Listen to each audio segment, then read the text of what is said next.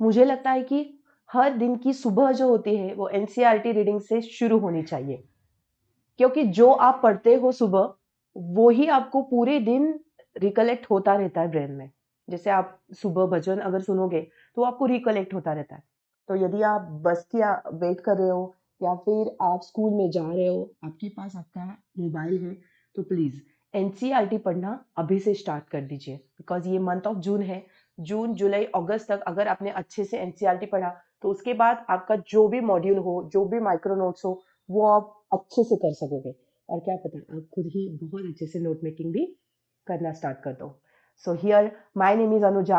Welcome to all in ANJ Academy, and let's get started with the second NCERT lesson, which is nothing but chemical reactions and equation. ये chapter भी हम एकदम इत्मीनान से पढ़ेंगे, एक एक लाइन, एक एक शब्द का मीनिंग समझ के पढ़ेंगे। उससे सबसे बड़ी बात यह है कि जब बायोलॉजी और फिजिक्स की बात आती है तो बच्चे somehow they get understand and somehow they don't have that much of trouble with physics and biology. But I have seen a lot of mob, मतलब ज्यादातर बच्चों को केमिस्ट्री से बहुत दिक्कत होती है। तो आपके लिए मैं एक बात बता दूं, मुझे भी केमिस्ट्री से शुरू शुरू में जब मैं पढ़ने लगती थी तब थोड़ी दिक्कत होती थी, बट बाद में जब मुझे ये रियलाइज हुआ और मुझे मेरे टीचर्स ने ये सलाह दी थी कि ये जो होता है आपको कोई नया इक्वेशन बनाना नहीं है, जो इक्वेशंस दिए गए हैं, जो डेफिनेशंस दिए गए उनको अच्छे से पढ़ना, ग्रास्प करना, बस उतना ही आपको करना है। आपको बैलेंसिंग इक्वेशन करना है, मतलब कुछ नया प्रोडक्ट बनाना है, ऐसे नहीं। बैलेंसिंग इक्वेशन करना भी एक बहुत आसान चीज है। वन बाय वन हम ये सारा इस वीडियो में कवर करेंगे। ये वीडियो पूरा देखना, और अगर कोई डाउट हो तो प्लीज कमेंट सेक्शन में बता देना। Let's get started.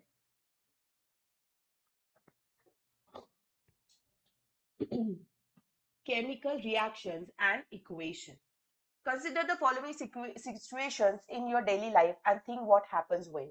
तो ये जो रोजमर्रा के एग्जांपल्स उन्होंने दिए हैं, और इस एग्जांपल्स को हम क्या करेंगे, इस चैप्टर से थोड़ा बहुत कंक्लूड करेंगे।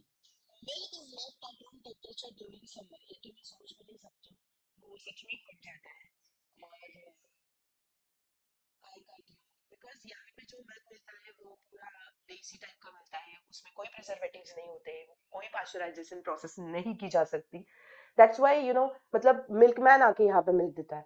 तो अगर उसको बिना उबाले या फिर उबाल के भी थोड़ा देर भी ज्यादा आप समर सीजन में रूम टेम्परेचर पे छोड़ दो तो वो सच में फट जाता है।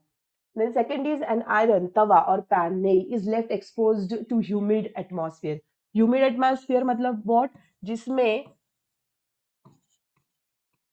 वाटर वेपर्स या फिर जिसमें बहुत ज्यादा ह्यूमिडिटी रहेगी, जो पूरा एटमॉस्फेयर है वो थोड़ा सा स्लाइटली वेटी टाइप रहेगा, या फिर स्लाइटली वो थोड़ा जिसे हम बोलते हैं कि जैसे हम बीच पे जाते हैं या फिर जब हम कोई पानी की बहुत बड़े स्रोत के पास में घूमते हैं तो हमें सच में ऐसे लगता है कि यहाँ पे बहुत ज्यादा क्या है, ह्यूमिडिटी है ना, मतलब बहुत ज्यादा पानी और बाष्पता हवा में होना, उसे बोलते हैं humidity. Okay.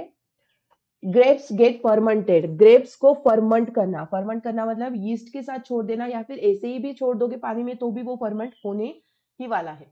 Food is cooked, खाना पकाया हुआ खाना। Food gets digested in your body and we respire. In all the above situation the nature and identity of the initial substance. Identity of initial substance मतलब what? जैसे अगर potato लिया तो उसका वो इनिशियल हुआ ना, मतलब ये इसकी इनिशियल आइडेंटिटी है, ये पोटैटो है। उसको जब आप उबालोगे तो उबालने के बाद उसका जो पूरा फिजिकल टेक्सचर है, उसका जो केमिकल टेक्सचर है, जो कुछ भी है पोटैटो का, वो पूरा चेंज हो जाएगा, राइट? सो दैट्स वाई जो इनिशियल आइडेंटिटी रहेगी हैव सम वॉट चेंज्ड, और ये सब प्रक्रिया करने के बाद इसमें क्या होगा, थोड़ा बहुत तो चेंज आने ही वाला है। We have already learned about physical and chemical changes of matter in our previous classes. Whenever a chemical change occur, जब हमने पिछली क्लासेस में फिजिकल एंड केमिकल चेंज का देखा है ना, क्लास 8 में देखा है, चाहे क्लास 9 में देखा है। Whenever a chemical change occur, जब भी किसी भी सब्सटेंस में केमिकल चेंज होता है, we can say that a chemical reaction has taken place. और ये तो मतलब 100% है, ऐसी बात है, अगर किसी में केमिकल चेंज हुआ तो yes, there must be some chemical reaction also happen in that substance. this part is clear. You may perhaps be wondering as to what is actually mean by a chemical reaction. और आपको ऐसे थोड़ा लग रहा होगा आश्चर्य कि यार केमिकल रिएक्शन क्या है? How do we come to know that the chemical reaction has taken place? Let us perform some activities to find out the answer to of these questions. Okay? तो यहाँ पे उन्होंने एक एक्टिविटी की है, burning of magnesium ribbon in air and collection of magnesium oxide in the watch glass. Okay. So छोटी सी एक magnesium की स्ट्रिप रहती है, उन्होंने वो क्या किया, बर्न किया in the presence of air, और उसके बाद उसकी जो लेफ्ट ओवर पार्ट था उसको कलेक्ट करके उसका देखा कि इसका अभी केमिकल कंपोनेंट्स क्या है, what kind of chemical symbolic representation this leftover part is. Okay, you must have observed that magnesium ribbon burns with the dazzling white flame and changes into a white powder. This powder is magnesium oxide. तो ये जो आपका magnesium होगा, ये magnesium आपने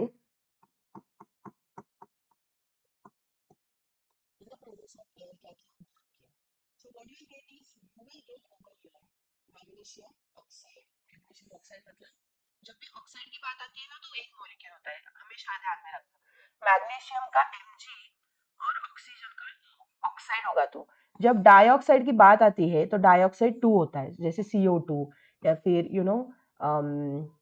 उसके बाद O2 oxygen, तो ये डाइऑक्साइड होगा और ये क्या होगा, ओनली ऑक्साइड होगा।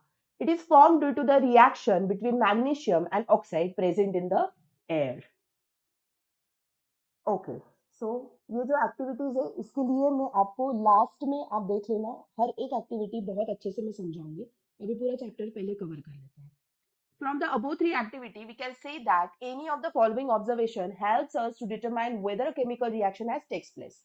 तो कोई भी चीज हो, बर्निंग हो या फिर इवेपोरेशन हो या फिर कुछ भी हो, इससे हमें क्या पता चलता है, इस एक्टिविटी से यही पता चलता है कि जो भी ऑब्जेक्ट था इनिशियली उसकी स्टेट में चेंज आ गया, वो सॉलिड था उसके बाद उसका गैसियस स्टेट बन गया, चेंज इन कलर, उसका कलर भी चेंज हो गया, evolution of gas, evolution of gas मतलब जब वो रिएक्शन हो रही थी तो सम गैस लिबरेटेड प्रोड्यूस भी होके वो एटमॉस्फेयर में चले गए, so evolution of gas and change in temperature, और अच्छा खासा टेम्परेचर चेंज भी हमें देखने को मिल रहा है, राइट। यहाँ पे formation of hydrogen gas by the action of dilute sulphuric acid on zinc, ये वाला जब एक्टिविटी करेंगे तो ये H2 गैस क्या होगा, लिबरेट हो जाएगा जिंक ग्रैन्यूल्स की वजह से, that leads to the H2 gas to form, और ये कॉक होगा जो इसको ऊपर नहीं जाने देगा H2 गैस को, सो ये इसी पूरे कंटेनर में क्या होगा, कॉनिकल फ्लास्क में H2 गैस भरा पड़ेगा, and then dilute sulphuric acid का काम क्या होता है, जिंक में से H2 गैस निकालना। So this is a very simple activity we have seen. ये एक्टिविटी हमें क्या दोहराती है, as we observe the changes around us we can see that there is a large variety of chemical reaction. यहाँ पे बहुत सारे केमिकल रिएक्शन होते रहते हैं taking place around us. We will study about the various types of chemical reactions and their symbolic representation in this chapter. चलो, the main cream layer. Now the introduction is been done. Let's get started with the first topic, very freshly, chemical equations. So first activity जो देखी जिसमें magnesium ribbon burn हुई थी उससे related ये पूरा para है। When a magnesium ribbon is burned in oxygen, it get converted to magnesium oxide. Okay, so क्या हुआ, ये जो मैग्नीशियम था, ये मैग्नीशियम जब ऑक्सीजन से मिला तो क्या हुआ, MgO मतलब मैग्नीशियम ऑक्साइड बना, ठीक है। This description of the chemical reaction is a sentence form is quite long. It can be written in the shorter form. और जो भी इतना बड़ा सेंटेंस लिया है कि when a magnesium ribbon is burned in the oxygen, it get converted to magnesium oxide. Instead of that, ये जो होता है जो हमने सिंपल वे में बताया उसको वर्ड रिएक्शन बोलते हैं। The simplest way to do this to write in the form of word reaction. तो इसकी वर्ड रिएक्शन कैसे हो सकती है, इसकी वर्ड रिएक्शन ऐसे होगी, this is how it will be represented. Magnesium plus oxygen जो रिएक्टेंट है, रिएक्टेंट मतलब इन दोनों का रिएक्शन होने वाला है, दोस्त that's why they are called as reactant. तो ये दोनों को मिला के क्या हो रहा है, magnesium oxide as a product form हो रहा है। The substances that undergo chemical change in the reaction, magnesium and oxygen are the reactant. Yes, these two are reactants. The new substance, magnesium oxide, formed during the reaction is your product. Word equation shows the change of reactant to product through an arrow placed in between them.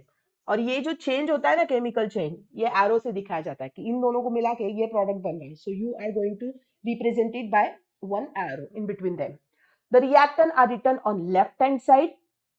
ये जो होगा ये left hand side में लिखा जाएगा reactants, and product will be written on the right hand side with a plus sign between them.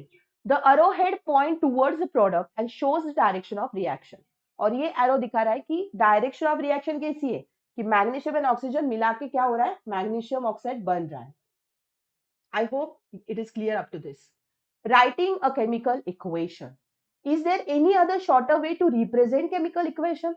तो हमें return में भी लिखना इतना पॉसिबल नहीं होगा, बहुत बड़े बड़े इक्वेशंस होते हैं. वर्ड इक्वेशन में लिखो तो वो भी थोड़ी दिक्कत दे रहा है. तो कुछ ऐसा हो सकता है कि जिससे हमें प्रॉम्प्टली इक्वेशन भी मिले और हमें वो समझ भी आए कि एक्चुअली केमिकल रिएक्शन हैपन कैसे हुआ. तो yes, there is a way, and by this way we actually represent it by recalling the formula, है ना. So chemical equations can be made more concise and useful if we use chemical formula instead of words.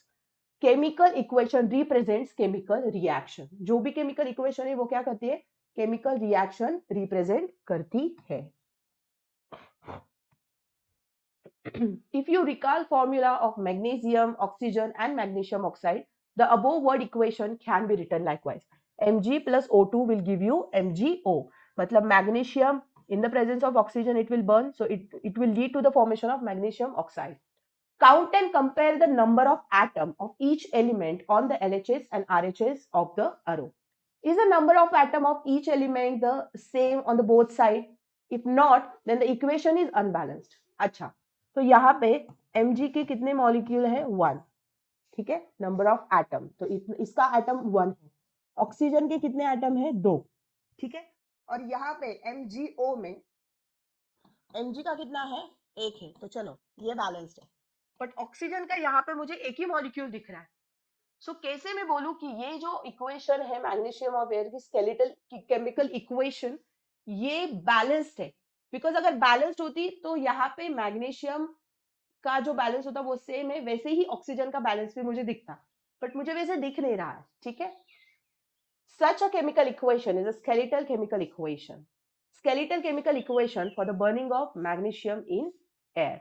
Okay, so if not, then the equation is unbalanced because mass is not same. और अगर mass same नहीं होगा on the both side of equation, तो वो equation को हम skeletal chemical equation बोलते हैं फॉर द रिएक्शन. और ये वाली स्केलेटल केमिकल इक्वेशन किस चीज के लिए, burning of magnesium in the air. तो अभी हम देखेंगे बैलेंस्ड केमिकल इक्वेशन होती क्या है. बैलेंस्ड केमिकल इक्वेशन मतलब, recall the law of conservation of mass. Okay, I'm just recalling it. Mass can neither be created nor be destroyed, but it can converted from one form of a mass to other form of a mass. Okay, in a simpler way, mass cannot be created nor be destroyed, but it can convert from one form of a substance or one form of energy to the other form of energy. For example, mass कोई भी बनता नहीं या फिर वो destroy भी नहीं होता. आपने आम खा लिया समर में, 300-400 कैलोरी का एक बड़ा वाला आम तो होगा ही. तो वो खाने के बाद वो जो कैलोरीज है वो एनर्जी में आपकी बॉडी में स्टोर होंगे. जब भी आपको एनर्जी की जरूरत होगी तो वो यूटिलाइज होगा ही होगा.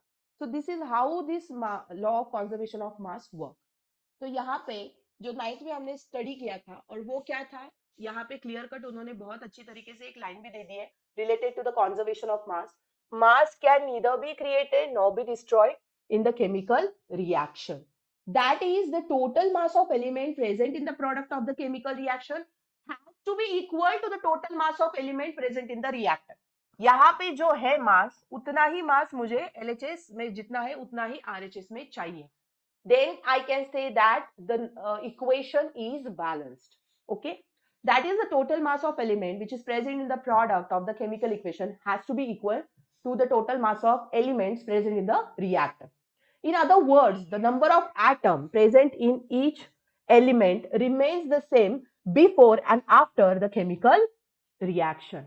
Hence, we need to balance the skeletal chemical equation. Okay.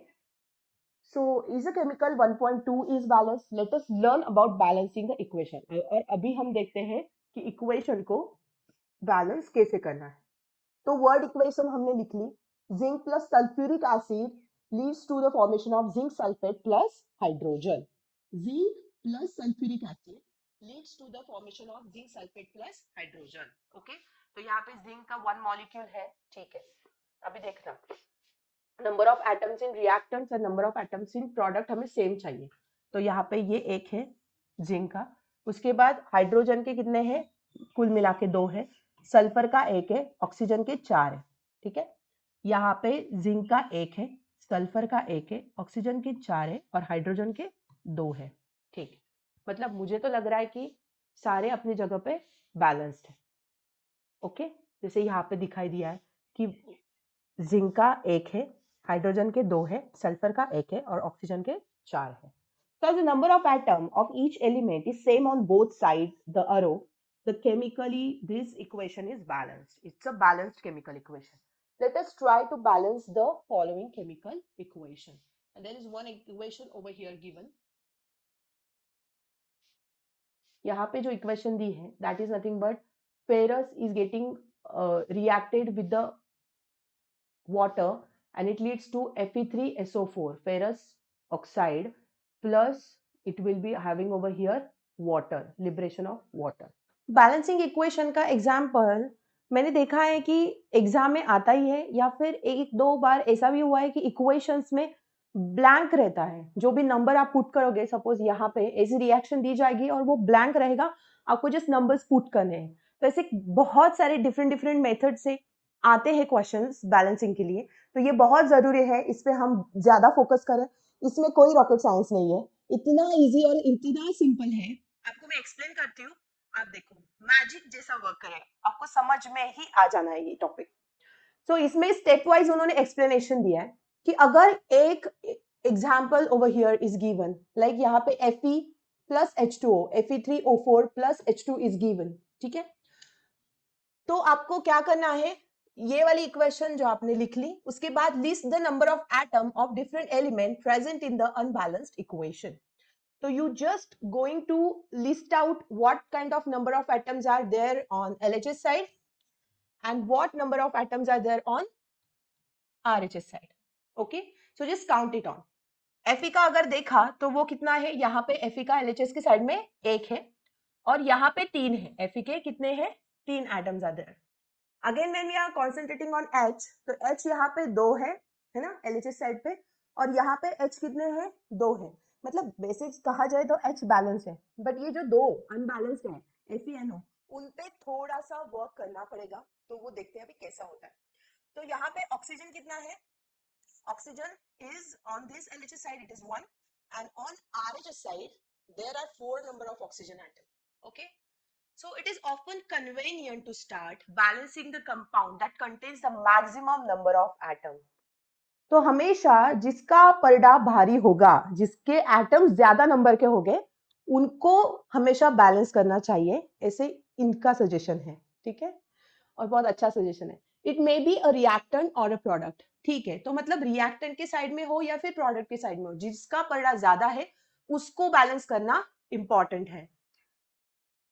Select the element which has the maximum number of atom, and we are actually selecting the element जिसका नंबर क्या है, maximum number है।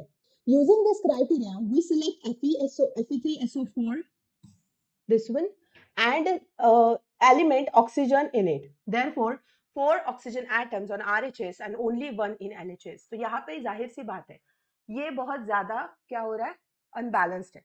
तो इसको balance करने के लिए हम पहले कोशिश करेंगे। ओके, so initially H2O का 1 atom is in the reactant side and product के side में 4 atoms are there. We will see how it works.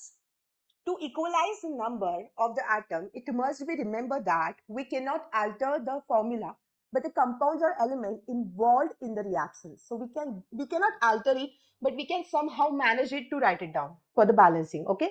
So for example, to balance oxygen, अगर मुझे ऑक्सीजन बैलेंस करना है, we can put coefficient 4 as H2O. तो अगर मुझे यहाँ पे ऑक्सीजन बैलेंस करना है, बिकॉज ऑक्सीजन हमने देखा सबसे अनबैलेंस्ड है, तो यहाँ पे मैं क्या करूंगी, यहाँ मैं 4 लिख दूंगी, ठीक है, 4, and then will see 4H2O and not 2H24. ऐसे नहीं लिखना है आपको। अगर इंट्रोडक्शन करना भी है 4 का, तो यहाँ पे लिखोगे, आप कभी भी ऐसे नहीं लिखोगे, ये गलत है, ठीक है।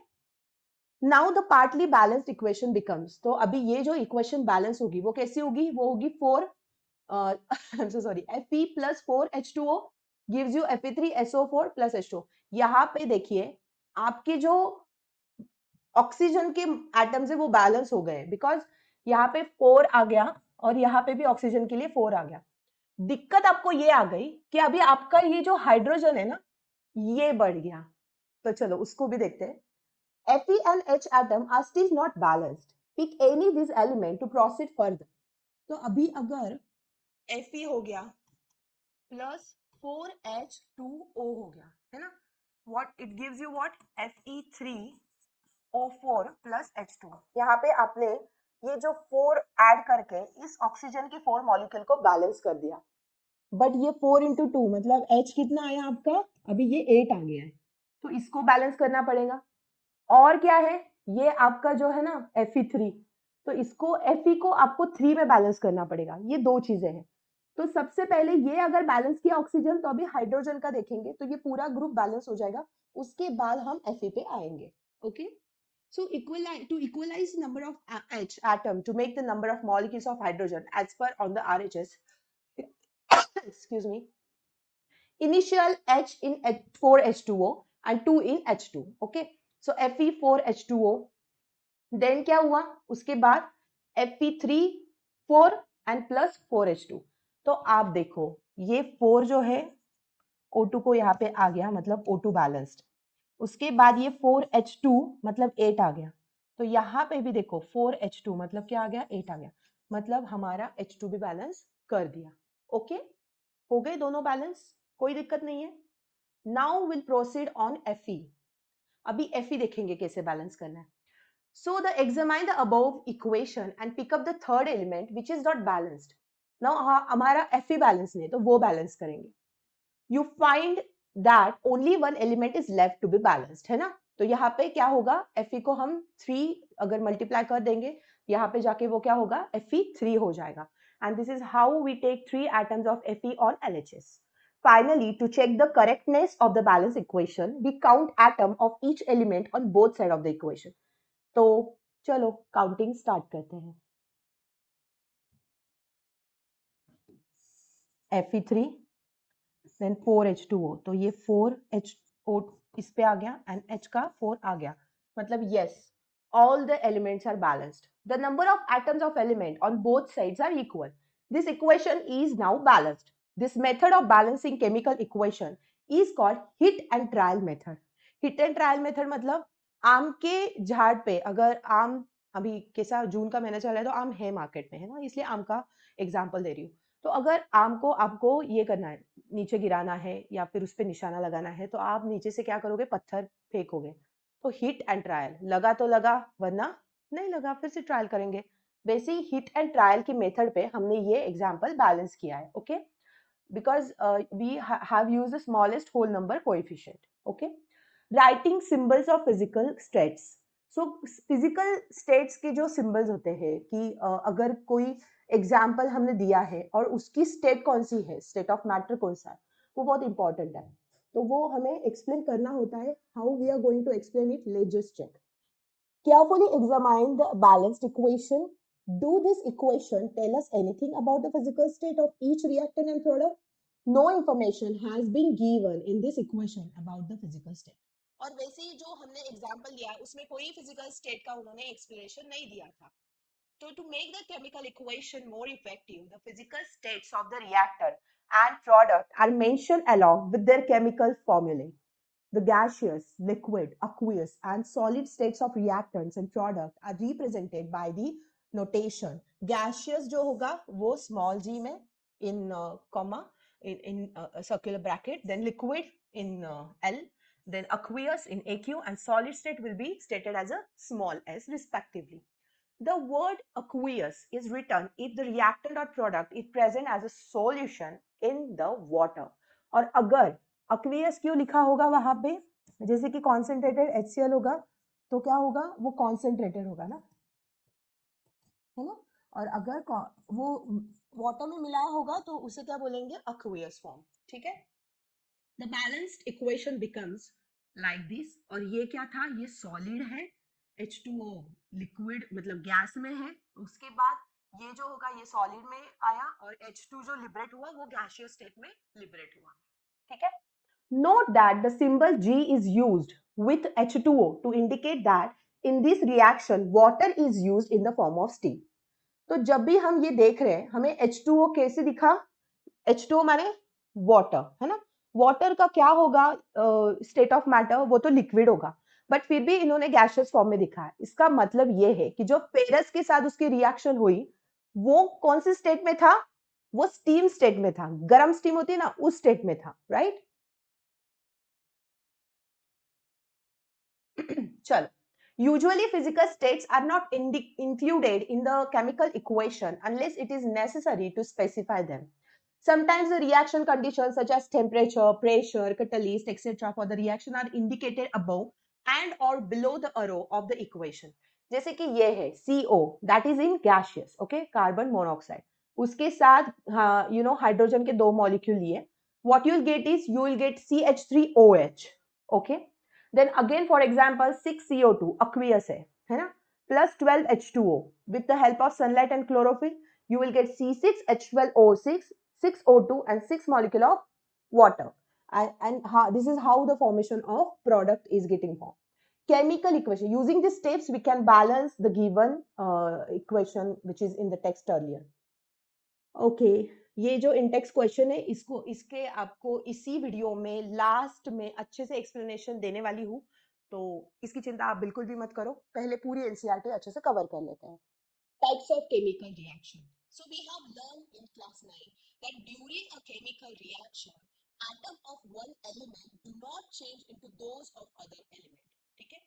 तो हमने ये देखा है केमिकल रिएक्शन में कि जो एटम होगा of the one element do not change into those of another element, nor do atom disappear from the mixture or appear from them elsewhere. Actually, chemical reaction involve the breaking and the making of bonds between atoms to produce new substances. वैसे ही होते हैं ना, अगर कोई friend हो हमारी तो हम क्या बोलते हैं, हमारी केमिस्ट्री बहुत अच्छी है, why, because this two you know girls और द टू बॉयज, इनकी जो फ्रेंडशिप होगी या फिर यू नो उनका जो बॉन्ड होगा वो बहुत स्ट्रांग होगा, और वो कैसे होगा, निखर के आएगा, एक अच्छी जर्नी मिलेगी लाइफ में बतौर फ्रेंडशिप। तो दैट्स वाई उनको बोला जाता है कि उनकी केमिस्ट्री बहुत अच्छी। वैसे ही जब भी केमिकल इक्वेशंस की या फिर रिएक्शन की बात होती है तो क्या होता है, breaking and making of bonds between atoms and produces new substance. You will study about types of bonds formed between the atoms in the further chapters. ठीक है, तो यहाँ पे calcium oxide rigorously you know water के साथ react कर रहा है to produce slaked lime, that is calcium hydroxide which releases the large amount of heat. ये कैल्शियम ऑक्साइड है, CaO, ठीक है। इसको वाटर में डालने के बाद थोड़े बबल्स ओपन होंगे ऊपर, and then there is a formation of slaked lime, okay. ये बहुत ज्यादा लार्ज अमाउंट ऑफ हीट क्या करता है, जनरेट करता है। In this reaction calcium oxide and water combine to form a single product. तो ये जो कैल्शियम ऑक्साइड ये and water will combine to form one single product, calcium hydroxide. Okay. Such a reaction in which a single product is formed from two or more substances उसे बोला जाता है combination reaction. जैसे आपका ये एक reactant है, ये दूसरा रिएक्टेंट है, और ये मिला के एक नया प्रोडक्ट बन रहा है। ये प्रोडक्ट आप अलग नहीं कर सकते, it has that kind of a fixed ratio in it and it is you know leading as a compound. So ये न्यू प्रोडक्ट बन गया। इसको क्या बोला जाएगा, इसको बोला जाएगा कॉम्बिनेशन रिएक्शन। कॉम्बिनेशन रिएक्शन मतलब दो या फिर दो से ज्यादा प्रोडक्ट मिला के कोई अगर न्यू सब्सटेंस क्रिएट हो रहा है उसे बोला जाता है कॉम्बिनेशन रिएक्शन। ऐसे तो tremendous examples are there. A solution of slacked lime produced by a reaction is used for whitewashing walls. Calcium hydroxide reacts slowly with the carbon dioxide in air to form a thin layer of calcium carbonate on the wall. Calcium carbonate is formed after 2 and 3 days of whitewashing and given a shiny finish on the wall. It is interesting to note that the chemical formula for marble is also CaCO3, that is calcium carbonate. So जो solution होता है slack lime का, वो जब use किया जाता है white washing walls को, मतलब जब कलर करते हैं हम, तो कैल्शियम हाइड्रोक्साइड क्या करता है, रिएक्ट करता है कार्बन डाइऑक्साइड के साथ जो एयर में होता है, और वो एक थीन लेयर फॉर्म करता है वॉल पे कैल्शियम कार्बोनेट का। ये कैल्शियम कार्बोनेट जब फॉर्म होता है after 2-3 days of white washing and gives a shiny finish to the wall, ये क्या करता है, इसका इम्प्लीमेंटेशन क्या होता है, ये जो वॉल होती है उसमें बहुत अच्छा खासा शाइनिंग इफेक्ट दे जाता है। It is interesting to note that the chemical formula for marble is nothing but CaCO3. तो ये क्या हुआ, ये कैल्शियम हाइड्रोक्साइड हुआ आपका, है ना, ये वाला स्लैक्ड लाइन, उसके साथ एटमॉस्फेयर के कार्बन डाइऑक्साइड ने रिएक्ट किया। What you get is CaCO3, that is calcium carbonate, जो एक शाइनी फिनिश देगा वॉल को, and then there will be a liberation of water as well in the liquid form. Let us discuss some more example of combination reaction. तो burning of coal, ये आपका जो है carbon, ये oxygen के साथ जब बर्न होगा तो आपको क्या मिलेगा, कार्बन डाइऑक्साइड। ये भी अच्छी खासा एग्जाम्पल है कॉम्बिनेशन रिएक्शन का। Then formation of water from H2 and O2 gas. So 2H2 plus O2 will give you 2 molecule of H2O that is in the liquid form. ये दोनों गैसेस है but ये लिक्विड फॉर्म में convert होगा, ठीक है। In simple language, oh I am so sorry, ये मुझे लगता है बहुत ज्यादा ही ऊपर गया। In a simple language, we can say that when two or more substance, that is element or compound, combine to form a single product, the reaction is called as combination reaction. ये आपकी हो गई definition. When two or more substances, that is element or compound, combine to form a single product, the reaction are called as combination reaction. We also observe that a large amount of heat is evolved. और हमें पता है उसमें से क्या होगा, बहुत सारी हीट क्या होगी, लिबरेट होगी, बाहर आएगी, एक्सपोज होगी। This makes the reaction mixture warm, और ये क्या करता है, हमेशा थोड़ा सा रिएक्शन को, मिक्सचर को वार्म करता है। Reaction in which heat is released along with the formation of product are called as exothermic chemical reaction. Exothermic को अगर आप फोड़ोगे तो आपको दिखेगा, एक्सो मतलब आउट, बाहर आना, थर्मिक मतलब टेम्परेचर वाइज। तो जब कोई टेम्परेचर बहुत ज्यादा राइजन अप होके वो हीट बाहर निकल जाती है, तो that particular reaction is called as exothermic reaction. Okay, other examples of exothermic reactions are burning of natural gas. तो नेचुरल गैस कैसे बर्न होता है, मीथेन के साथ जब ऑक्सीजन के 2 मॉलिक्यूल आते हैं, then here is the formation of carbon dioxide and 2 molecules of H2O. Do you know that respiration is an exothermic process? We all know that we need energy to stay alive. We get this energy from the food we eat. During digestion, food is broken down into simpler substances. For example, rice, potato, bread contain carbohydrates. So these carbohydrates are getting broken down to form glucose. These glucose combine with oxygen in the cell of our body and provides energy. The special name of this reaction, which we call as a respiration. Actually क्या होता है, whenever we are having the cellular respiration, तो तब हमारी body में जो भी glucose होता है वो यूटिलाइज होता है in the presence of oxygen, and then there is a liberation of carbon dioxide. So that we are going to see now. ये ग्लूकोज का मॉलिक्यूल है aqueous, then ये ऑक्सीजन है aqueous, and we get what, we get CO2, carbon dioxide and water. ठीक है, so C6H12O6 plus 6CO2 will leaves the 6CO2 plus 6H2O and some amount of energy in ATP molecules. Okay, the decomposition of vegetable matter into compost is also an example of exothermic reaction. और जो भी कचरा होता है, सूखा कचरा या फिर किचन वेस्ट, तो वो पूरा जब डैम करके उसका कंपोस्ट बनता है ना, तो वो भी बेस्ट एग्जांपल है गाइस एक्सोथर्मिक रिएक्शन का। ये जो छोटी छोटी बातें है ना, ये आपको जनरल नॉलेज में भी पूछी जाती है, तो थोड़ा सा ध्यान करके एनसीईआरटी पढ़ोगे। NCERT is everything actually. NCERT आप भी पढ़ोगे तो नीट के लिए, बाकी कौन सी भी कॉम्पिटिटिव एग्जाम के लिए आपको यूजफुल रहेगा। थरोली अभी पढ़ोगे, उसके अच्छे से नोट मेकिंग करोगे, तो ये आपके लिए बहुत अच्छा है। Identify the type of reaction taking place in activity, and we are going to activity at the end of this lecture. then there is decomposition reaction. आपको लगता है कि केमिस्ट्री बहुत हार्ड है, बायोलॉजी बहुत इजी है, तो चलो अभी आपको ये सिखाते हैं कि बायोलॉजी एंड केमिस्ट्री कैसे एक दूसरे से जुड़े हैं। आप इस जगत की सबसे स्मार्टेस्ट जनरेशन हो, कोई भी चीज हो आपको चुटकी में डिकोड करना आता है, राइट? आपके पापा को आप मोबाइल कोई भी गैजेट कैसे चलता है सिखाते हो, आप बहुत क्रिटिकल गेमिंग खेलते हो, आप बहुत क्रिटिकल थिंकिंग करते हो, तो ये केमिस्ट्री क्या चीज है वो भी सॉर्ट आउट हो ही जाएगा। और मुझे ऐसे लगता है, मुझे वो फील आ रहा है कि यस, जैसे जैसे आप रिस्पॉन्ड कर रहे हो, बहुत अच्छे से रिस्पॉन्ड कर रहे हो चैनल पे, thank you so much for that.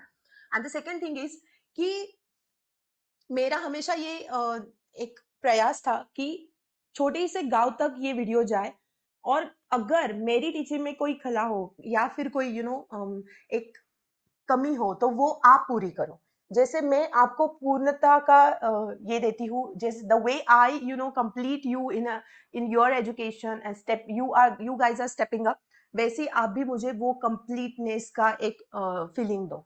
इसलिए अगर कोई भी चीज आपको समझ में नहीं आ रही है, कोई दिक्कत हो रही है, तो please let me know in the comment section. Let's get started with our this second reaction which we called as a decomposition, and this is how biology इसमें आ गया। डिकम्पोजिशन होता क्या है? हालांकि हमारे शॉर्ट वीडियोस भी आने वाले हैं, बट ये जून जुलाई अगस्त मुझे ऐसे लगता है कि ये एनसीईआरटी पे फोकस करने का मौसम है या फिर ड्यूरेशन है। So you just need to focus on your NCERT well, and then we will start with our short series very soon. Decomposition reaction होता क्या है? डिकम्पोज होना मतलब व्हाट? कॉम्प्लेक्स सब्सटेंस को सिंपलेस्ट सब्सटेंस में कन्वर्ट करना, है ना? सिंपल फॉर्म में कन्वर्ट करना, उसे क्या बोला जाता है? Decomposition reaction. डिकम्पोज हो गया, राइट?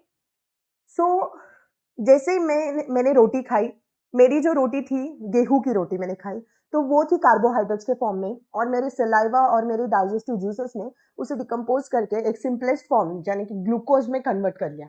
तो ये होती है डिकम्पोजिशन। अभी ये केमिकल में कैसे वर्क करती है, let's just get started with that. तो यहाँ पे एक एक्टिविटी के दौरान take about 2 gram of ferrous sulfate crystal in the dry boiling tube. Dry boiling tube matlab there is no any kind of water in it, and we are just getting a solid ferrous sulfate into that crystals. Note the color of the ferrous sulfate crystals. और जब ये heat up होता है तो आप देखोगे कि यहां से थोड़े फ्यूम्स बाहर आ रहे हैं, है ना? वैक्टिंग गैस जेंटली टूवर्ड्स नोज। वो वैफ्ट करना मतलब अगर वो आ रहा है नोज में तो वो साइड में कराओ, उसको वैफ्ट कराओ। Heat the boiling tube over a flame of a burner और spirit lamp as shown in the figure. Observe the color of the crystal after heating. So have you noticed that green color of ferrous crystal? माने कि ये जो ferrous sulphate है ना, ये जब उन्होंने हिटअप किया तो एक ग्रीन कलर का स्मोक वहां से निकला, फ्यूम वहां से निकला। Crystal has change. You can also smell the characteristic odor of burning sulfur. और आप ये जो बर्निंग सल्फर है इसका जो ओडर है उसे आप पहचान लोगे, है ना? मतलब वो काइंड ऑफ स्मेल अलग है तो आपको वो समझ में आ जाएगा। सो ये जो फेरस सल्फेट है, दो मॉलिक्यूल्स लिए ferrous sulfate in solid form heated, and what you'll get is ferrous oxide. You got ferrous oxide. Then दूसरी भी बाय प्रोडक्ट आ गए, तो उसमें आ गया SO2 ferrous dioxide, sorry ferrous oxide, sulphur dioxide and sulphur trioxide. So in this reaction you can observe that a single reactant breaks down to give simpler product.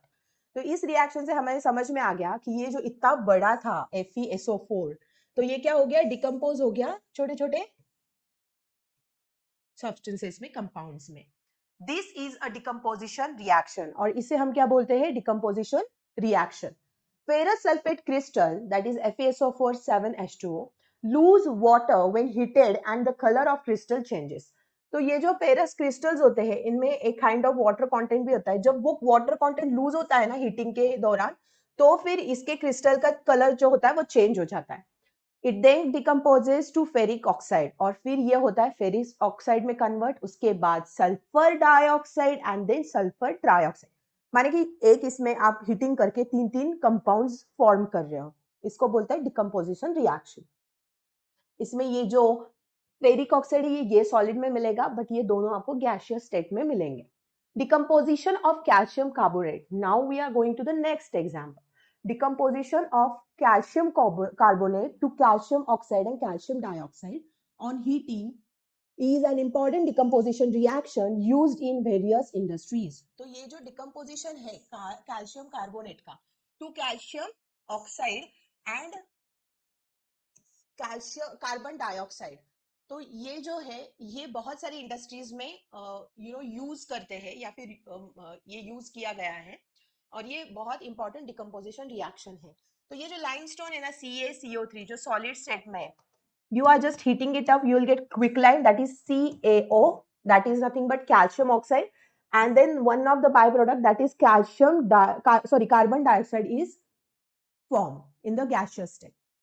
It has many usage, like one in the manufacture of cement. तो cement की manufacturing में ये reaction का अहम role है. Then when the decomposition reaction is carried out by heating, it is called thermal decomposition.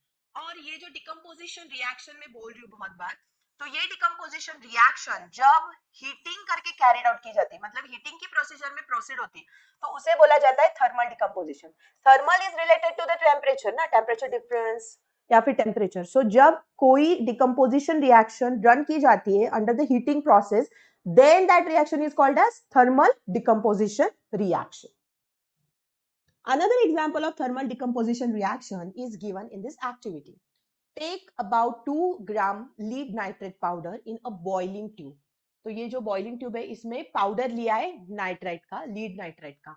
Okay, hold the boiling tube with a pair of thong and heat it over a flame. और ये थोड़ा सा इस थोंग्स के साथ, ये थोंग के साथ पकड़ के इसको हीट अप करो. Now see the changes. तो क्या चेंजेस होंगे? You will observe the emission of brown fumes.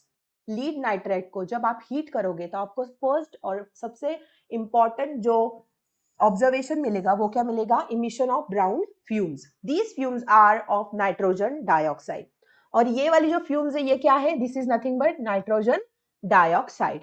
The reaction that takes place is, and how this reaction occur, चलो सीखते हैं. So lead nitrate क्या होगा? 2 molecules of PbNO3. Nitrate मतलब NO3 2. So 2 molecules of PbNO3 2 in gaseous form will be decomposed into lead oxide.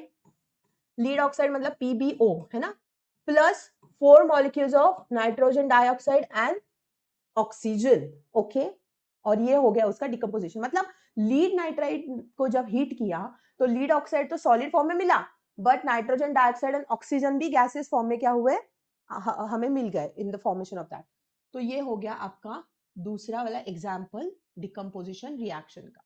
Late us perform some more decomposition reaction as given in activity. तो यहाँ पे लेना है plastic का मग, उसको 2 ड्रिल करने हैं, होल्स करने हैं at its base and fit a rubber stopper in these holes. तो यहाँ पे क्या करना है? रबर स्टॉपर फिट करना है. Insert carbon electrode in the rubber stopper as shown. और इसमें क्या करना है आपको? कार्बन इलेक्ट्रोड फिट करने हैं. ठीक है, यहाँ पे carbon electrode. Okay, and then connect this electrode to the 6 volt battery. और इस दोनों को आपको 6 वोल्ट बैटरी को कनेक्ट करना है. Fill the mug with the water such that the electrodes are immersed. और ये जो मग होगा वो वाटर से फिल करके इसमें इलेक्ट्रोड अच्छे खासे डिप करने हैं आपको. Add a few drops of dilute sulfuric acid to the water. और इस वाटर में थोड़ा सा few drops of dilute sulfuric acid आपको मिलाना है. Take 2 test tube filled with water and invert them over the 2 carbon electrodes. Switch on the current and leave the apparatus undisturbed for some time. इसको बिल्कुल ना हिलाई डुलाई आपको वैसे ही रखना है और इसमें से करंट पास करना है. You will observe the formation of bubbles at both the electrode. और आपको यहाँ पे formation of bubbles दिखेगा, मतलब bubbles form किए हुए दिखेंगे. Okay, यहाँ पे These bubbles displace water in the test tube. और ये bubbles क्या होते हैं? Water में displace होते हैं in the test tube. Is the volume of the gas collected the same in both the tubes? Other the test tubes are filled with the respective gases. Remove them carefully. Test these gases when one by bringing the burning candle close to the mouth of the test tube. और इन दोनों को क्या करो? अच्छे से observe करो. और then which gas is present in the test tube वो हम देखेंगे अभी कौन सा गैस है एक्टिविटी सेक्शन में. I am so sorry.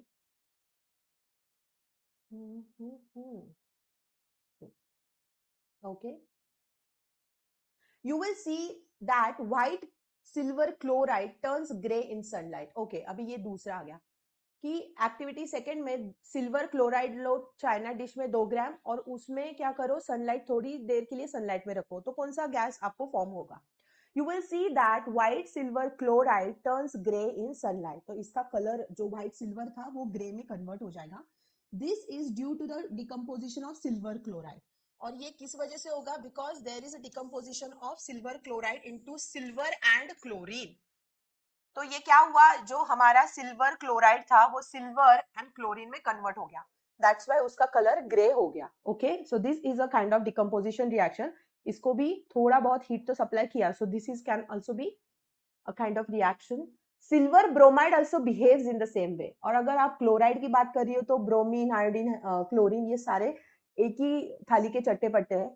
So 2 AgBr silver bromide अगर सनलाइट में रखा तो फिर से आपको सिल्वर एंड ब्रोमीन सेपरेट मिलेगा. So the above reaction are used in black and white photography. तो ये वाली जो रिएक्शन है ये ब्लैक एंड व्हाइट फोटोग्राफी में यूज की जाती थी. What form of energy is causing this decomposition reaction? We have seen that the decomposition reaction require energy either in the form of heat, light or electricity for breaking down the reactants. So reactions in which energy is absorbed is known as endothermic reaction. तो हमने अभी के जो भी decomposition reaction दिखे इसमें क्या हुआ इसमें उनको चेंज लाने के लिए थोड़ी amount of heat light and electricity लगी तब जाके वो रिएक्टेंट ब्रेक डाउन हुए. तो दिस काइंड ऑफ रिएक्शन जिसमें क्या होता है एनर्जी एब्जॉर्ब होती है उसे बोला जाता है endothermic reaction. So the kind of reaction in which the energy is absorbed is called as endothermic reaction. Okay.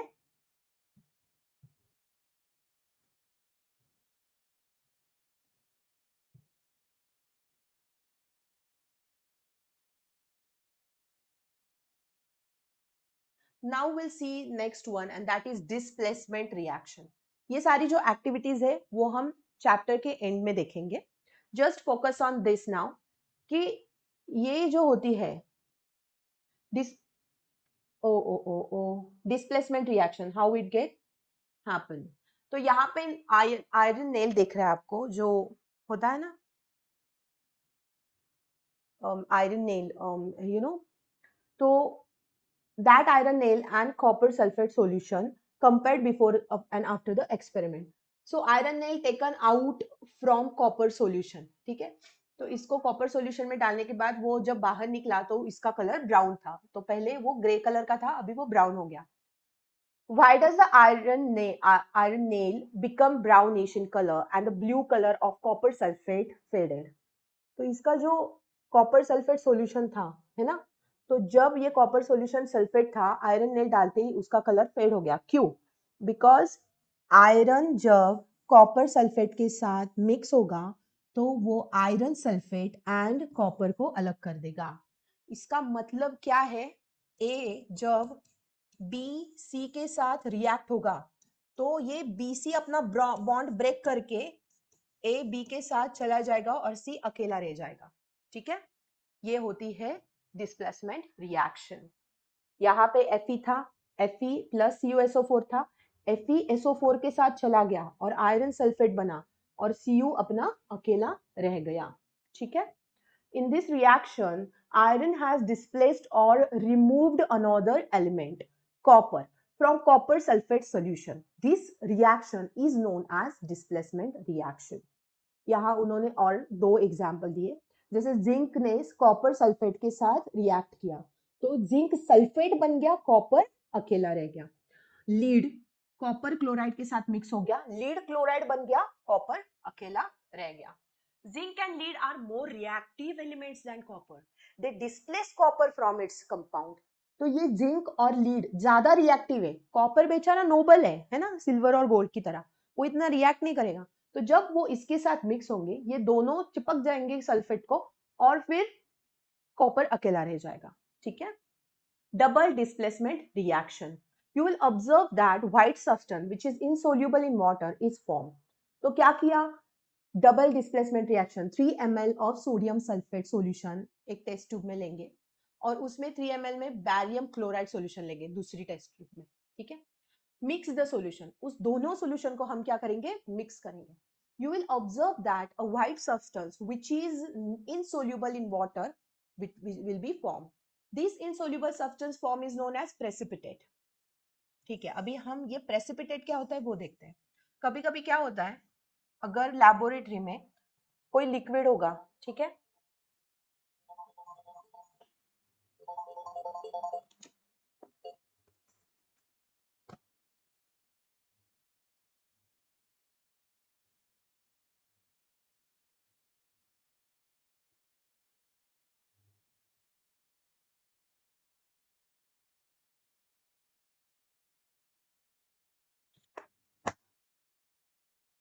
तो लैबोरेटरी में कभी हम अगर कोई लिक्विड लेते हैं और उस लिक्विड को पूरा इवोपरेट कर देते हैं, तो बाद में क्या होगे, थोड़े बहुत उसके अंश रह जाएंगे सॉलिड फॉर्म में, या फिर कोई लेफ्ट और पार्ट रह जाएगा उसमें, तो that is nothing but your precipitate. उसे क्या बोला जाएगा, प्रेसिपिटेट.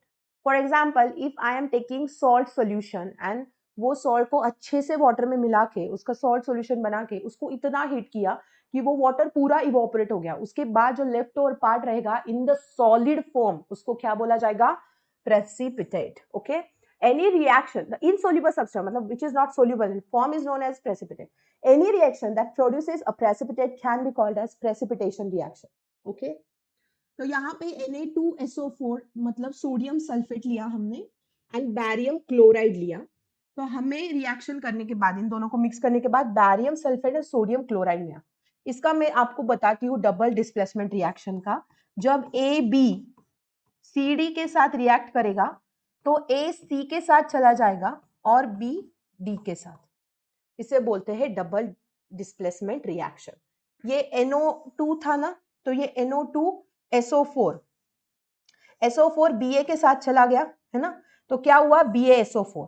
और ये Na किसके साथ चला गया, क्लोरीन के साथ, और आपको क्या मिला, NaCl. Okay, Na2 sodium sulphate Na2SO4 combined with barium chloride, you will get barium sulfate plus sodium chloride. I hope this is clear. What causes this? A white precipitate of BaSO4 is formed by reaction of SO4 and Ba. ठीक है? The other product form is sodium chloride which remains in the solution. So इसका मतलब है कि जो precipitate थे जो form हुए वो किसके बतौर फॉर्म हुए, BaSO4 है ना, जो SO4 एंड Ba की रिएक्शन से फॉर्म हुआ. और दूसरा एक प्रोडक्ट फॉर्म हुआ जो था सोडियम क्लोराइड, जो वैसे का वैसे सॉल्यूशन में रहेगा. Such reaction in which there is an exchange of ion between the reactants are called as double displacement reaction. और ऐसे जो रिएक्शंस होते हैं जहां पे आयरन का एक्सचेंज होता है, तो उसे क्या बोला जाता है, between the reactant are called as double displacement reaction. I hope double displacement reaction is cleared. Let's move the very very easy thing which is oxidation and reduction. Oxidation क्या होता है, तो आपको मैं एक थोड़ी साधारण भाषा में समझाती हूँ. ऑक्सीडेशन मतलब ऑक्सीजन जब कोई भी चीज में, कोई भी केमिकल इक्वेशन में इन्वॉल्व किया जाता है तो उसे ऑक्सीडेशन बोलते हैं. और वही ऑक्सीजन जब किसी केमिकल इक्वेशन से रिमूव किया जाता है तो उसे रिडक्शन बोलते हैं. ठीक है, चलो देखते हैं. Oxidation of copper two copper oxide. The surface of copper powder become coated with black copper oxide. Why has this black substance formed? This is because oxygen is added to copper and copper oxide is formed. तो जब copper का कोई हम use करते हैं, कोई भी plate ले लो या फिर कोई वेसल ले लो, तो वो थोड़े टाइम के बाद उस पर एक परत जम जाती है ब्लैक कलर की. वो क्यों होती है, बिकॉज ये कॉपर जो होता है उसके साथ जो एटमॉस्फेयर का ऑक्सीजन है वो रिएक्ट करता है और वहां पे एक थीन लेयर फॉर्म होता है ब्लैक कलर का. तो वो क्या होता है, that is nothing but the formation of copper oxide. तो दो मॉलिक्यूल कॉपर के ऑक्सीजन के साथ जब रिएक्ट करेंगे, हीट होने के बाद क्या होगा, वो पूरा कॉपर ऑक्साइड फॉर्म करेगा. ये इंस्टेंट रिएक्शन हो गई. ठीक है, हमारी जो होती है घर में वो थोड़ी स्लो प्रोसेस होती है. If hydrogen gas is passed over this heated material, और अगर इसमें हम हाइड्रोजन गैस पास करेंगे, the black coating of the surface turn brown, reverse reaction takes place and copper is obtained. तो कॉपर ऑक्साइड को अगर हम हाइड्रोजन के साथ मिलाएंगे तो हमारा कॉपर एकदम पहला जैसा हो जाएगा and there will be a formation of H2O. ठीक है. If a substance gains oxygen during a reaction, it is said to be oxidized. तो जब कोई भी सब्सटेंस ऑक्सीजन गेन करेगा तो उसे क्या बोला जाएगा? Oxidised. If a substance loses oxygen during the reaction, it is said to be reduced. उसे क्या बोला जाएगा? Reduced. During this reaction, copper oxide is losing oxygen and being reduced. तो इस रिएक्शन में जो कॉपर ऑक्साइड है वो क्या करेगा? वो एक्चुअली ऑक्सीजन लूज कर रहा है और that's why it's being reduced. The hydrogen is gaining oxygen and being oxidised. और ये जो हाइड्रोजन है वो ऑक्सीजन को लेके वो ऑक्सीडाइज हो रहा है हाइड्रोजन यहाँ पे, है ना. In other words, one reactant gets oxidized while other is actually losing the oxygen in this reaction. Such reaction is called as oxidation reduction reaction. तो यहाँ पे क्या हुआ? ये जो था कॉपर, इसने ऑक्सीजन को लूज किया तो ये गया रिडक्शन में, और जब ये हाइड्रोजन था इसको जब ऑक्सीजन मिला तो ये गया ऑक्सीडेशन में. And this simultaneous reaction is called as oxidation reaction, reduction reaction. तो थोड़े एग्जाम्पल देखते हैं. जैसे जिंक ऑक्साइड था, तो जिंक ऑक्साइड ने क्या किया? कार्बन के साथ रिएक्ट किया, आपको जिंक मिल गया जिसका क्या हुआ? रिडक्शन हुआ. बट कार्बन को ऑक्सीजन मिल गया and there lead to carbon monoxide. उसके बाद यहाँ पे MnO2 मतलब मैग्नीशियम. हाँ, I guess this is the reaction we have studied earlier. No, not at all. So यहाँ पे मैग्नीशियम डाइऑक्साइड का क्या होगा? It will have this 4HCl मतलब हाइड्रोक्लोरिक एसिड. तो यहाँ पे मैग्नीशियम क्लोराइड डाइक्लोराइड तैयार होगा and you will get 2 molecules of H2O and Cl2 will be there. मतलब again reduction and oxidation. Okay. In the reaction, carbon is oxidized to CO and ZnO and reduced to Zn, है ना. And HCl ने oxidize किया Cl2 को, that's why it leads to MnO2 is reduced to MnCl2. From this reaction, we say that we can say if the substance gains oxygen or loses hydrogen during a reaction, it is oxidized. If a substance loses oxygen and gains hydrogen during reaction, it is reduced. Okay. So have you observed the effect of oxidation reaction in everyday life? तो एक तो हमने देखा वो copper का example था जिसमें copper black हो जाता है, उसको फिर पीतांबरी या फिर किसी भी बहुत सारी ऐसी केमिकल पाउडर्स आती है जिससे वो क्लीन अप किया जाता है. इमली से भी क्लीन अप किया जाता है because it contains tartaric acid which actually is helpful to clean up it. But उन्होंने और बहुत सारे एग्जाम्पल यहाँ पे स्टेट किए हैं करोजन ऑक्सीडेशन रिएक्शंस का. You must have observed the iron particle are shiny जब वो new थे, when new, but get coated with reddish brown powder. But it get coated with reddish brown powder when after for some time. तो जब वो हवा में हम रखते तो उनपे एक brownish reddish brown color का एक क्या हो जाता है? लेयर तैयार हो जाता है. This process is commonly known as rusting of iron. इसको हम क्या बोलते हैं? Rusting of iron. Some other metals also get tarnished in this manner. Have you noticed the color of coating form on copper and silver? तो copper और silver बहुत जब होते हैं, ये जो metal होते हैं is attacked by substances around it such as moisture, acid उन पे attack करता है. It is said to corrode and this process is called as corrosion. और ये क्या हो जाते हैं? corrode हो जाते हैं, इसलिए इसको corrosion बोला जाता है. The black coating on silver and the green coating on copper is an example of corrosion. Silver पे आपने देखा होगा ब्लैक कलर का कोटिंग आ जाता है बहुत बार यूज करने के बाद. मतलब जब वो हम सिल्वर जैसे औरतें बिछुए वगैरह पहनती है तो वो क्या हो जाते हैं? काले पड़ जाते हैं. मुंबई में तो आपको मैं बताऊं, मुंबई में जो भी औरत बिछुआ पहनती है, पायल पहनती है, वो पूरे काले हो जाते हैं बिकॉज वहां पे इतना ह्यूमिड रहता है. मैंने मेरी मम्मी को देखा है, उनके पूरे सिल्वर ऑर्नामेंट जो भी है वो पूरे काले हो जाते हैं because there is a lot of humidity in Mumbai, right. उसके बाद ये जो हमने देखा ग्रीन कोटिंग आ जाता है कॉपर पे जो, तो ये सारे करोजन के एग्जांपल.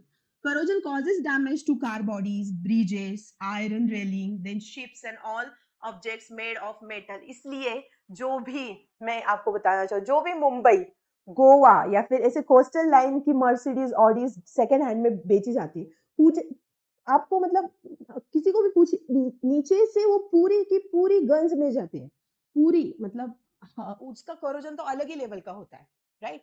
तो उसकी वजह से क्या होता है? उसकी वजह से वो जो कार होती है ना सेकेंड हैंड, मर्सिडीज हो या फिर ऑडी हो, वो बहुत सस्ते में मिल जाती है हमें. Okay, so corrosion causes damage to car bodies, bridges, अंदर की bridges, iron railings, ships, and or to all the object made of metal, especially those of iron. Corrosion of iron is a serious problem. Every year, an enormous amount of money is spent to replace the damaged part of iron. तो ये तो होता ही है. Rancidity क्या होता है? So, have you ever tasted the smell of fat oil containing food material left for a longer time? तो जब हम बहुत बार कोई ऑयल कंटेनिंग या फिर फैट कंटेनिंग फूड बहुत दिन के बाद जब देखते हैं वो पूरा खराब हो जाता है तो उसका स्मेल बहुत अलग आता है, बहुत एकदम शार्प और स्टिंकी स्मेल होता है. तो क्यों होता है? When fats and oils are oxidized, they become rancid and the smell and taste changes. Usually substance which prevent oxidation, that is antioxidants, are added to foods containing fat and oil. तो हमें shelf life उनकी बढ़ाने के लिए क्या करना पड़ता है? एंटीऑक्सीडेंट इंट्रोड्यूस करना पड़ता है वो particular foods and fatty and oily foods में. Keeping food in air tight container helps to slow the oxidation. इसलिए हम एयर टाइट कंटेनर में सब्जियां रखते हैं ताकि वो सड़ ना जाए. एयर टाइट कंटेनर में फूड रखते हैं ताकि उनकी शेल्फ लाइफ बनी रहे, ऑक्सीजन के साथ उनका रिएक्शन ना हो. Do you know that chips manufacture usually flush bags of chips with gas such as nitrogen to prevent the chips from getting oxidized. तो वो क्रिस्पीनेस बनाने के लिए, वो बरकरार रहने के लिए जो चिप्स मैन्युफैक्चर होते हैं वो भर भर के नाइट्रोजन भरते हैं उसमें ताकि उसका जो क्रंचीनेस है, क्रिस्पीनेस है वो बरकरार रहे और आपको खाते वक्त वो चिप्स बहुत क्रंची लगे. ठीक है. Hello students. तो चलो लास्ट जो हमारा सेशन होता है वो हमेशा एक्टिविटी बेस्ड सेशन होता है जहां पे सीबीएसई क्वेश्चंस बहुत बार पूछ चुकी है for 2 marks and 1 marks. So just let go through with these examples and questions. So very first is when magnesium ribbon is burning, what do you observe? तो जब मैग्नीशियम रिबन बर्न होती है तो क्या होता है? वहां पे when the magnesium ribbon burns with a dazzling flame and watch powder is collected on the watch glass placed under it. The white powder, what we get after that experiment is magnesium oxide formed by the reaction of magnesium and oxygen. So when the two molecules of magnesium will reacted with oxygen, then what you will get is you will get magnesium oxide as a product. और मैंने ये आपको बताया when there will be one oxygen molecule, it will be oxide. Two molecule होंगे तो that will be called as carbon dioxide. And if it is like 3 molecule, then it will be called as a trioxide. Okay, समझ में आ रहा है? The next question, what do you observe when potassium iodide solution is added to lead nitrate solution in a test tube? So white lead nitrate reacts with white potassium iodide to form yellow lead iodide which is insoluble in water. Insoluble in water मतलब वो water में क्या नहीं होता, absorb नहीं होता, soluble नहीं होता, dissolve नहीं होता, इसको बोला जाता है insoluble. Okay, I hope this is clear. So this is a typical procedure where the lead nitrite is getting, this is aqueous in condition. और हमने देखा था aqueous मतलब क्या होता है, थोड़ा सा water content उसमें होता है, H2O content होता है. So when lead nitrate is getting reacted with what? Potassium iodide. Very good. तो हमें क्या मिलेगा? We will be getting yellow color का lead iodide. What we'll getting is lead iodide. Okay? समझ में आया? Hope this is clear. What happens to zinc granules when dilute hydrochloric acid or sulfuric acid is added to it? Is there any change in its temperature?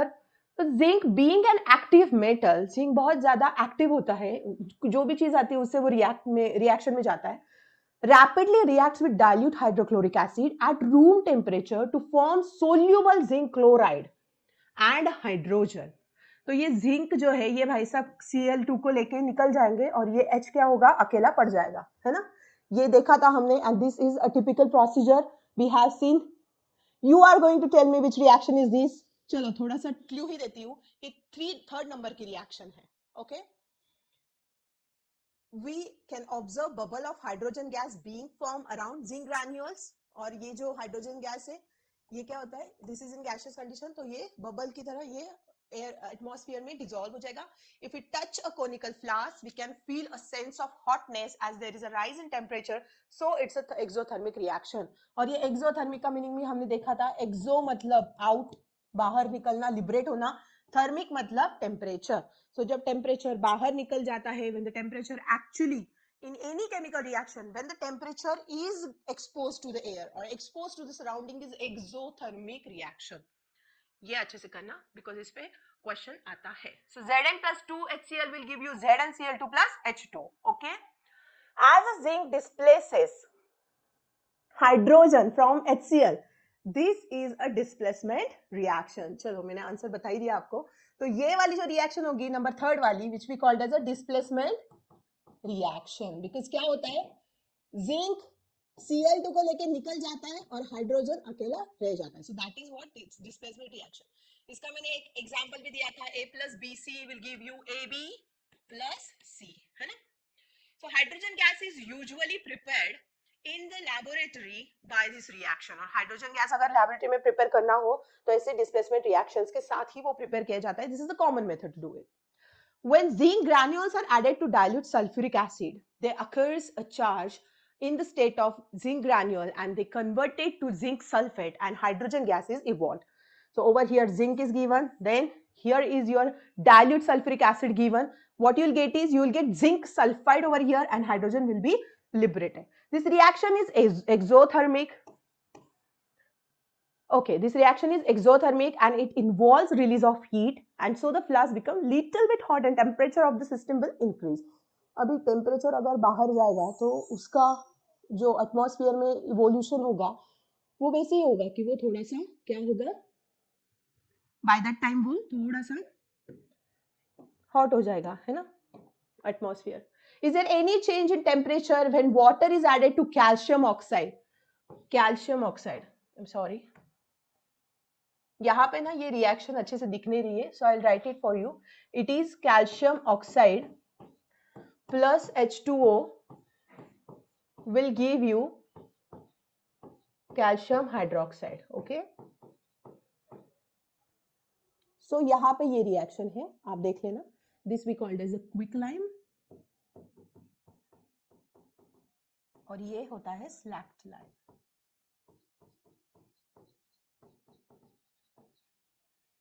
Okay, so calcium oxide reacts rigorously, बहुत aggressively. Rigorously मतलब बहुत aggressively. जैसे कि आप gym करते हो तो बहुत ज्यादा ट्रेडमिल पे दौड़ते हो, रिगरस एक्सरसाइज हो गई वो, है ना, विदाउट स्टॉप. सो रिगरस मतलब अग्रेशन में होना. विथ वाटर, सो ये कैल्शियम ऑक्साइड क्या करता है, वाटर के साथ रिगरसली रिएक्ट होता है एंड ये क्या बनाता है, स्लैक्ड लाइम, है ना. स्लैक्ड लाइम, स्पेलिंग गलत हो गया मेरा. This is only SLAKED. I am sorry for it. Calcium hydroxide releasing a large amount of heat, और ये भी क्या हो गई, एक्सोथर्मिक रिएक्शन ही हो गई because it actually releases a lot of heat. Okay, in this reaction calcium oxide and water combine to form a single product, that is your calcium hydroxide CaOH2. Such a reaction in which a single product is formed when two or more reactant is known as combination reaction. Yes, तो यहाँ पे combination reaction कैसी होगी, चलो for symbolic representation या फिर formula क्या है कॉम्बिनेशन रिएक्शन का, A plus B will give you AB as a product. तो ये हो गया आपका combination reaction. Let's get started with the fifth activity. Do you observe any change in the color of ferrous sulfate crystals when they are heated in the boiling tube over a flame of burner or a spirit lamp? तो आप कुछ भी मतलब there is any change of color in ferrous sulfate crystal जब वो heat किए जाते हैं बॉइलिंग ट्यूब में over a flame of burner, मतलब बर्नर की फ्लेम के ऊपर बॉइलिंग ट्यूब रख के उसमें फेरस सल्फेट डाल के आपको कुछ कलर चेंज दिखता है क्या? तो ये एक सिंपल सा क्वेश्चन है, इसका आंसर देखते हैं. When a green colour of ferrous sulphate crystals, okay, तो अगर चलो ये रिएक्शन भी नहीं दिख रही है, 2FeSO4 on heat will give you FeO plus sulphur dioxide and उसके बाद sulphur trioxide. So okay, so a green color of ferrous sulfate will be observed. Ferrous sulfate decomposes to form ferrous oxide. तो ये जो ferrous sulphate है ये क्या करेगा, ferrous oxide form करेगा, I am sorry, ferrous oxide form करेगा, then sulphur dioxide and sulphur trioxide obtain करेगा. So the gas eliminated smells like smells like burning sulfur. In this reaction single जो product है ये FeSO4 ferrous sulphate ये decompose होके बहुत सारे product form करेगा, है ना, 1 2 and 3. So ये decompose हुआ, that's why the reaction is called as decomposition reaction. Hope this point is also clear. What do you observe when a boiling test tube containing lead nitrate? अच्छा, lead nitrate.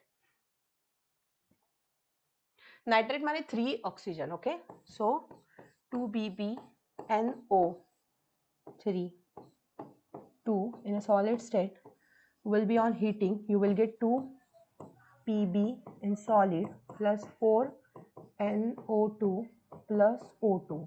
ये दोनों ही gaseous में आएंगे. ऐसे मत लिखना मेरे जैसे, उसके पास में लिख देना. So on heating a lead nitrate decomposes. ये lead nitrate जब डिकम्पोज होगा विथ अ क्रैकलिंग साउंड. मतलब क्रैकलिंग साउंड मतलब कुछ टूट रहा है, कट कट कट कट, ऐसे क्रैकलिंग साउंड में वो क्या होगा, बनेगा, डिकम्पोज होगा along with the evolution of brown fumes. और ये डिकम्पोज करेगा brown fumes of nitrogen dioxide which has an irritating smell. Nose की जो नासल कैविटी उसको थोड़ा इरिटेट करता है वो. The gas turns blue litmus red, hence it's acidic in nature. और ये जो गैस है, ये क्वेश्चन आया है, जब ये डिकम्पोज करके नाइट्रोजन डाइऑक्साइड में कन्वर्ट होगा तो ये जो जनरल गैस बनेगा तो ये क्या होगा, तो ये कैसा होगा, it will be acidic in nature. A yellow solid residue of lead oxide, that is PbO, remains in the test tube. और PbO यहाँ पे O आएगा. So PbO ये जो होगा ये as a residual, as a precipitate क्या होगा, वैसे का वैसे टेस्ट ट्यूब में रहेगा, बाकी सारे गैस लिबरेट हो जाएंगे. I hope this all questions are clear to you. If you really wanted to take a screenshot, I will just give you 2 minutes for that. You can take it.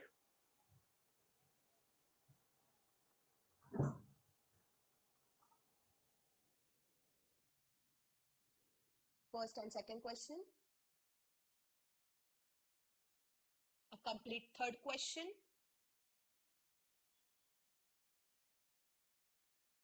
A complete fourth question.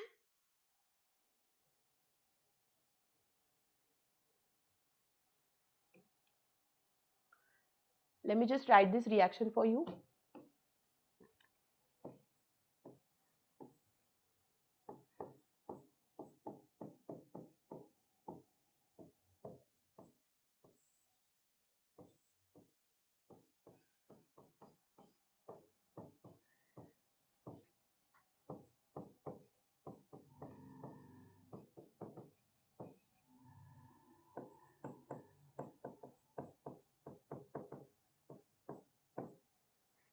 A question, complete question number 4.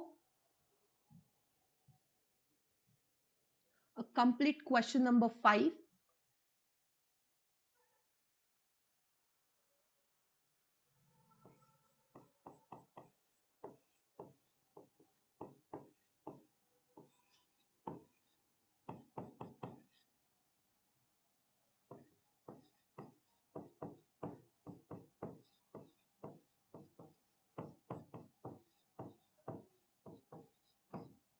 This is what the reaction is. This is ferrous sulfate और वो ferric oxide. ये तो यहाँ पे explanation में है तो आप वो कर लेना. Then this is the question number 6.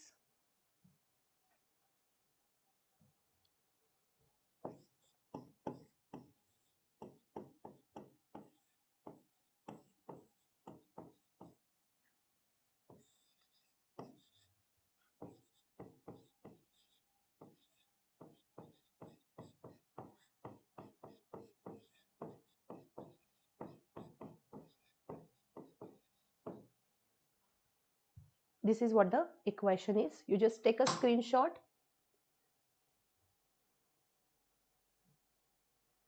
Okay, so this is all about chemical equation. I hope this chemistry chapter is clear. इसमें कोई भी डाउट हो, चाहे कोई भी क्वेश्चन हो या फिर कोई भी कॉन्सेप्ट आपको समझा नहीं हो तो प्लीज कमेंट सेक्शन में जरूर बताना. I'll try to improvise myself day by day. Thank you for watching this video.